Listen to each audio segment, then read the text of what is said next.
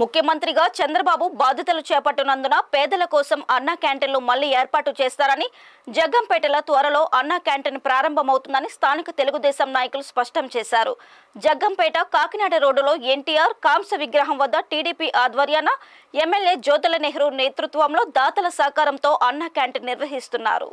ఈ వారం స్వర్గీయ చెక్కపల్లి సత్యనారాయణ జ్ఞాపకార్థం అల్లుడు జ్యోతుల నవీన్, కుమార్తె లక్ష్మీదేవి, మనవడు అనీష్ నెహ్రూ ఆర్థిక సహాయంతో అన్నా క్యాంటీన్ ను నిర్వహించారు. అన్నా క్యాంటీన్ ను ప్రారంభించిన కాకినాడ జిల్లా టీడీపీ అధ్యక్షులు జ్యోతుల నవీన్, లక్ష్మీదేవిలు దాతలతో కలిసి పేదలకు అన్నం వడ్డించారు. ఈ సందర్భంగా లక్ష్మీదేవి మాట్లాడుతూ, గత సంవత్సరంన్నర కాలంగా దాతల సహకారంతో టీడీపీ ఆధ్వర్యంలో అన్నా క్యాంటీన్ ను విజయవంతంగా నిర్వహిస్తున్నామని తెలిపారు. పుట్టినరోజులు, పెళ్లి రోజులు, పెద్దల జయంతులు, వర్ధంతులు సందర్భంగా దాతలు అన్నా క్యాంటీన్ లో అన్నదానం నిర్వహించుకోవచ్చని తెలిపారు. ఈ కార్యక్రమంలో ఎస్వి అప్పలరాజు, మారిశెట్టి భద్రం, జీను మనుబాబు, కొత్త కొండబాబు, రుచి హోటల్ నాగేంద్ర చౌదరి, వేములకొండ జోగారావు, బచ్చల సుదీప్, దాపత్రి సీతారామయ్య, ఎల్లమిల్లి సీఎం, జంపన రవి వర్మ, బోండా రాజేష్ తదితరులు పాల్గొన్నారు.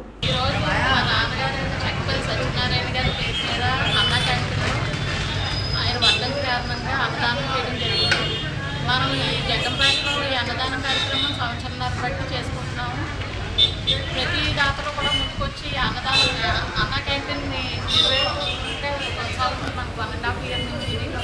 అదేవిధంగా ఈ రోజు నుంచి చంద్రబాబు నాయుడు గారు చేపట్టిన పెన్షన్లో 3 నెలలకి కలిపి 7,000 ఇవ్వడం జరుగుతుంది. ఈ నెలలో మనం ఆయన వచ్చి నెల గడవకుండా 7,000 పెన్షన్, 4,000తో కలిపి 3,000 కలిపి 7,000 ఇవ్వడం జరుగుతుంది. ఇది చాలా సంతోషంగా ఉంది. అంతేకాకుండా మీరందరూ కూడా జగ్గంపేట నియోజక ప్రజలందరూ కూడా మావయ్య గారిని అత్యధిక మెజార్టీతో గెలిపించుకోవాలి. అలాగే మనకి అన్నా క్యాంటీన్ శాంక్షన్ అయింది. గత గవర్నమెంట్లో అప్పుడు జరగలేదు మనకి.